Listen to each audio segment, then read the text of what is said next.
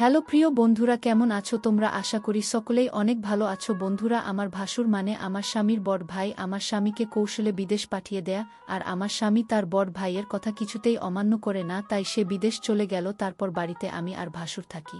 একদিন রাতে ভাসুর বলল, আমার পায়ে খুব ব্যথা করছে, আমায় একটু মেসেজ করে দিবে। ভাসুরের এটা ছিল মিথ্যে অভিনয়। আমি ভাসুরের চিৎকার শুনে আমি তার পায়ে মেসেজ করতে গেলাম। তারপর ভাসুর দরজা লক করে দিল। তারপর আমার সাথে যা ঘটেছিল তা শুনলে তোমাদের মাথা গরম হয়ে যাবে। তাহলে চলুন বন্ধুরা, গল্পটা বলি। আমি ঢাকায় স্বামী শাশুড়ি ভাসুরের সাথে থাকি। আমার স্বামী আর ভাসুর ব্যবসা করে, শাশুড়ি প্রায় অস্ট্রেলিয়ায় থাকতে যান। ওনার ছোট মেয়ের কাছে এখন মূল সমস্যাটা বলি। আমার স্বামী আমাকে নিজে পছন্দ করে বিয়ে করতে চেয়েছিল, কিন্তু আমাদের পরিবারের সাথে তাদের আর্থিক অবস্থা মেলে না। আমরা মধ্যবিত্ত, তারা ধনী বলে কেউ রাজি ছিল না। তখন আমার ভাসুর সবাইকে রাজি করান। তবে আমার প্রতি আমার ভাসুরের অনুরোধ ছিল যেন ওনার বাচ্চাকে আমি যেন দেখাশোনা করি। ভাসুরের একজন মালয়েশিয়ান বউ ছিল, সে 1 বছরের বাচ্চাকে রেখে ডিভোর্স করে চলে যায়। বাচ্চাটাকে আমি দেখাশোনা করি। বাচ্চাটার বয়স 2 বছর এখন। যাই হোক বন্ধুরা, এখন মূল ঘটনায় আসি। একদিন দুপুরে বাসায় আমি আমার ভাসুরের ছেলেকে কোলে নিয়েছিলাম এবং একটু পর বাচ্চাকে বিছানায় শুয়ে আমি বাথরুমে গোসল করতে চাই। বাচ্চাকে যেহেতু রুমে একা রাখি, তাই ওকে দেখে রাখার জন্য বাথরুমে দরজা খোলা রাখি। ভাসুর তখন বাইরে আর শাশুড়ি অস্ট্রেলিয়ায় বরের কাছে বাসার চাবি থাকে। কিছুক্ষণ পর দরজায় শব্দ পাই। হয়তো আমার ভাসুর এসেছে, কারণ চাবিটা ওর কাছে ছিল। কিন্তু ভাসুরকে দেখে হঠাৎ আমার রুম এ ঢুকে পড়তে বাচ্চাটি কিছুটা কাঁদছিল, তাই মনে হয় বাচ্চার শব্দে এসে উনি বাথরুমে ঢুকে পড়ে। আমি অবাক হয়ে গেলাম। কেউ না বলে হঠাৎ এভাবে বাথরুমে ঢুকে পড়ে। আমি তাকে কিছুই বলতে পারিনি। ভাষণ তখন বলছিল, সরি, আমি জানি না তুমি বাথরুমে ছিলে। এদিনের ঘটনার পর থেকে ভাসুরের চোখে আমি একটা অন্যরকম দৃষ্টি দেখি। দৃষ্টিটা জানি কেমন, আমার মোটেও ভালো লাগে না। মনে হয় উনি আমার দিকে তাকিয়ে অনেক কিছু ভাবছেন। আমাকে উনি নাম ধরে ডাকতেন, কিন্তু এখন ডাকার ধরনটাও কেমন যেন হয়ে গেছে। এই ঘটনার পর থেকে প্রায় প্রতিদিনই দুপুরে উনি বাসায় চলে আসেন, অথচ আগে প্রয়োজন ছাড়া কখনো আসতেন না। এই সময় আমার বর থাকে প্রতিষ্ঠানের অফিসে কাজ না থাকলেও বরকে কোনো একটা কাজে লাগিয়ে উনি বাসায় থাকেন। শুধু বাসায় থাকলে সমস্যা ছিল না, কিন্তু বাচ্চার কাছে থাকার উৎসাহতে উনি আমার ঘরেই পড়ে থাকেন আর অদ্ভুতভাবে তাকান বাচ্চার জন্য। আমিও বেশি দূরে সরতে পারি না। বাচ্চাটা কিছুক্ষণ পর আমাকে ডাকে। এই অবস্থা প্রায় 2-2.5 মাস ধরে চলছে। হঠাৎ আমার ভাসুর বলল, আমার স্বামীকে বিদেশ পাঠাবে, ভালো একটা ভিসা আছে, তাই বেতনও অনেক ভালো। আর তাই আমার স্বামীও না করেনি। উনি মনে হয় আমার কাছে কিছু একটা চাচ্ছেন, না হলে আমার স্বামীকে বিদেশ পাঠাল কেন? তবে তার চাওয়াটা যে কি সেটা আমি বুঝতে পারছি না। আমার ভাবি আমার ধারণা হয়তো ভুল, কারণ উনি খুবই ভালো একজন মানুষ, খুব খেয়াল রাখেন আমাদের, তাই দ্বিধাটা রয়েই যাচ্ছে। আমি কি করলে ওনার সাথে সম্পর্কটা আবার আগের মতো হবে? তাছাড়া আমি ওনার মনে কি আছে সেটা কিভাবে বুঝতে পারব? আমার বরকে কি ঘটনা জানাবো নাকি অপেক্ষা করব?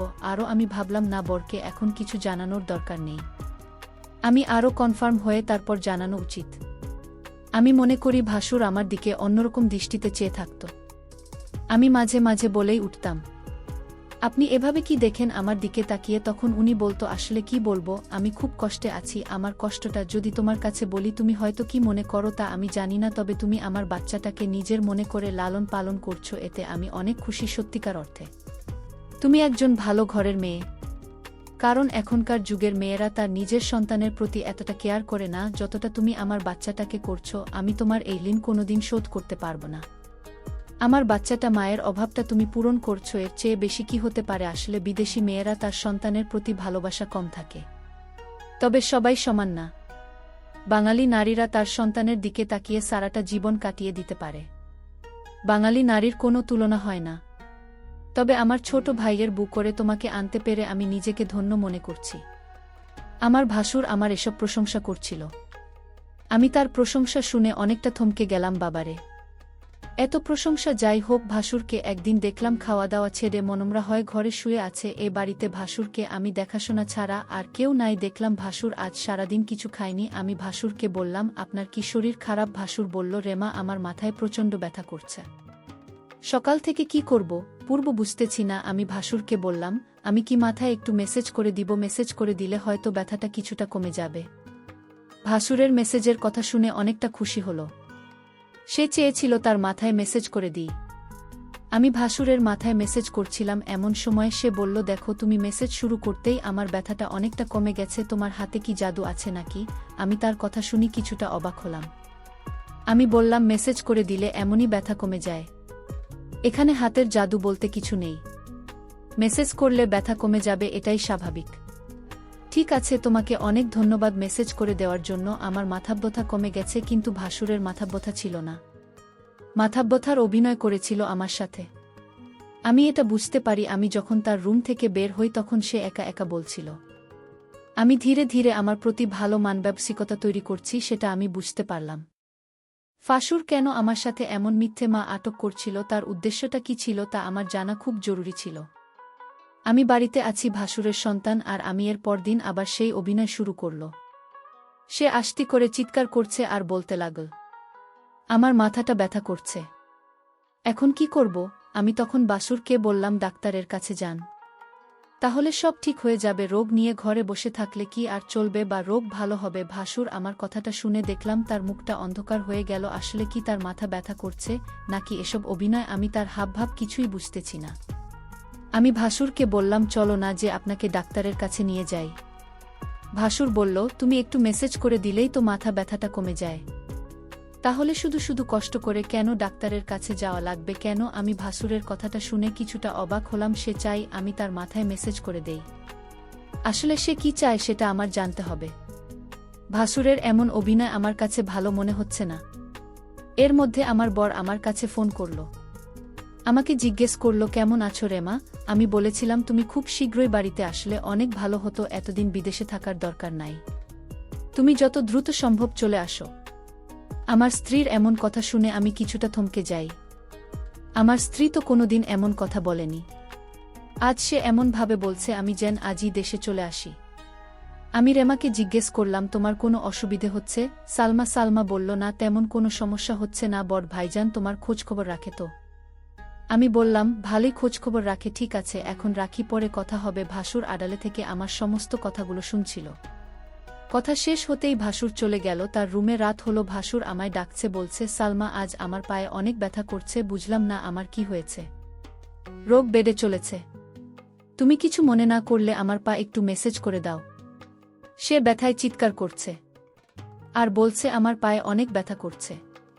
আমি ভাসুরের চিৎকার শুনে তার পায়ে মেসেজ করতে শুরু করলাম। ভাসুর তখন ঘুমিয়ে পড়ল। ভাসুর ঘুমিয়ে রইল আর আমি তার পায়ে মালিশ করে দিচ্ছিলাম। কিন্তু ওইদিকে বাচ্চাটা কাঁদছিল। আমি ভাসুরকে বললাম, আপনি ঘুমিয়ে পড়েছেন, বাচ্চাটা কাঁদছে, আমি চলে যাই। তখন ভাসুর বলল, ঠিক আছে, বাচ্চাটাকে ঘুম পাড়িয়ে আবার এসো। ভাসুর আমার সাথে এমন করছে মনে হচ্ছে আমি এ বাড়ির চাকরানী, সারাক্ষণ তার সেবা যত্ন আমার করতে হয়। আমি তো এই পরিবারের সমস্ত কাজ করতে করতে আমি অনেক ক্লান্ত। কিন্তু আমার কষ্টকে আর কে বুঝে? পরের দিন আমি বলেছিলাম ভাসুরকে, আপনার মাথায় ব্যথা, পায়ে ব্যথা, আজ শুনুন, আপনার চিকিৎসা করাব। আজ আমি আপনাকে ডাক্তারের কাছে নিয়ে যাব। আপনি না যেতে চাইলে আপনাকে জোর করে নিয়ে যাব। ভাসুর মনে হচ্ছে গলা শুকিয়ে গেল, কারণ ডাক্তারের কাছে গেলে হয়তো সত্যতা পাশ হয়ে যাবে, তার কোনো রোগ ধরা পড়বে না। তখন হয়তো আমার চোখে সে দোষী হয়ে যাবে। এটা ভেবেই ভাসুর ডাক্তারের কাছে যেতে চাইত না। আমি সেটা ভালো করেই বুঝতে পারতাম। আর তাই ভাসুরকে আজ আমি বললাম, আপনি যদি আজ ডাক্তারের কাছে না যান তাহলে আপনি এই বাড়িতে একা একা থাকতে হবে। আমি চলে যাব এই বাড়ি থেকে। আমার স্বামী ফিরে আসলে আবার এ বাড়িতে ফিরব। তার আগে না। ভাসুর আমার কথা শুনে থমকে গেল। তাহলে সালমা আমার মনের কথা কি বুঝে গেল নাকি? আমি বললাম, ঠিক আছে সালমা, চল, আজ আমি ডাক্তারের কাছে যাব। তুমি যখন চাইছ, আমি কি আর না করতে পারি? যাই হোক, ডাক্তারের কাছে গেলাম। ডাক্তার তার সমস্ত শরীর পরীক্ষা করল। পরীক্ষার রিপোর্টের জন্য অপেক্ষা করতে লাগলাম।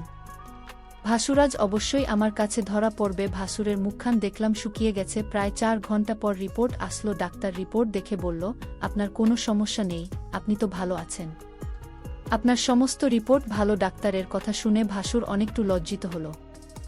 আমি ভাসুরকে নিয়ে বাড়িতে ফিরলাম। আমি ভাসুরকে জিজ্ঞেস করলাম, আপনার কোনো রোগ নেই, আপনি রোগের ভান করে কেন আমাকে কষ্ট দিলেন? আপনার উদ্দেশ্যটা কি বলবেন?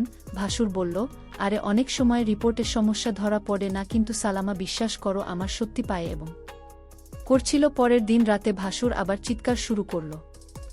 বলতে লাগল, ব্যথায় মরে গেলাম রে বাবা, আমার খুব পায়ে ব্যথা করছে। শুনোস সালমা, তুমি আমার পায়ে একটু মেসেজ করে দাও। আমি তার চিৎকার শুনে কি আর করব, মেসেজ করতে গেলাম, তার পায়ে মেসেজ করে দিলাম। ভাসুর তখন ঘুমের ভান করে শুয়েছিল। সালমা তার পায়ে মেসেজ করে দিচ্ছিল। ভাসুর বলল, ঠিক আছে, আমার ব্যথা একদম নিরাময় হয়ে গেছে, এখন তুমি যাও, ঘরে গিয়ে ঘুমিয়ে পড়ো। কিন্তু সালমা দেখি আমার কথা কিছুই শুনেছে না। সে আমায় পায়ে ধরেই ঘুমিয়ে গেছে। মনে হচ্ছে সে অনেক ক্লান্ত হয়ে গেছে। আমি বিছানা থেকে উঠে বললাম, তুমি এখানে কিভাবে এলে আর আমার রুম এ কেন? এখানে তুমি কি করছো? ভাসুরের এসব কথা শুনে আমার মনে হলো, বা আপনি তো ভালোই বলছেন। ভাসুর বলল, যাও তোমার রুম এ গিয়ে ঘুমাও। ভাসুরের আজকে বিশ্বাসটা আমি কিছুই বুঝতে পারছিলাম না। রাত শেষে সকাল যখন এলো, একজন লোক ডাকতে লাগল, সালমা ম্যাডাম বাড়িতে আছেন? আমি বললাম, আমি সালমা, বলুন কি বলবেন। লোকটি আমার হাতে একটি কাগজ দিয়ে বলল, এটা আপনার স্বামী বাহির থেকে পাঠিয়েছে। আমি খামটা খুলে যা দেখলাম তা দেখে আমার মনে হচ্ছিল আকাশের পুঁজি আমার মাথায় ভেঙে পড়ল। এটা ছিল ডিভোর্স লেটার। আমার স্বামী আমাকে বিদেশ থেকে ডিভোর্স দিয়ে দিয়েছে। আমার তো কোনো অপরাধ ছিল না, তাহলে কেন সে আমাকে ডিভোর্স দিল? আমি তো কিছুই বুঝতেছি না। আমি অনেকটা ভেঙে পড়তে লাগলাম। আমার মাথায় কোনো কাজ করছিল না। আমি এটা মেনে নিতে পারছি না, কোনো কারণ ছাড়ে আমাকে ডিভোর্স দিল আমার স্বামী, এটা আমি কিভাবে মেনে নেব? কিন্তু হঠাৎ আমার ইমোতে আমার স্বামী একটা ভিডিও সেন্ড করে পাঠালো। ভিডিওটা দেখে আমার মাথা ঘুরে গেল। ভিডিওটা তো আমি যখন ভাসুরের পায়ে ব্যথা ছিল তখন মেসেজ করছিলাম সেই ভিডিও। আমি ভিডিওটা দেখে চমকে গেলাম। আমি ভাসুরের উপকার করলাম, আর ভাসুর কি নাম স্বামীকে ভুল ধারণা দিল, কেন সে এটা করল? আমি ভাসুরের রুম এ গিয়ে ভাসুরকে বললাম, আপনি কি মানুষ না অন্য কিছু? আপনি কিসের জন্য আমার সংসারটা ভেঙে দিলেন একটা মিথ্যা নাটক করে? আমার মন তো সহজ সরল ছিল, আমি কিছুটা বুঝতে পারছিলাম, কিন্তু আমি তা আপনাকে বলিনি, কারণ আমি আপনাকে সম্মান করি, আর তাই আপনি এই সম্মানের এই প্রতিদান দিলেন। ভাসুর তখন দরজা লক করে দিল। আমি বললাম, দরজা লক করলেন কেন? সে বলল, একটু পরেই সবকিছু বুঝতে পারবে। ভাসুর তখন আমার পায়ে এসে পড়ল আর বলল, তুমি আমায় ক্ষমা করে দাও। আমি যা করেছি আমার সন্তানের জন্য করেছি। আমি চেয়েছি তুমি আমার সন্তানের মা হয়ে জন্ম দাও।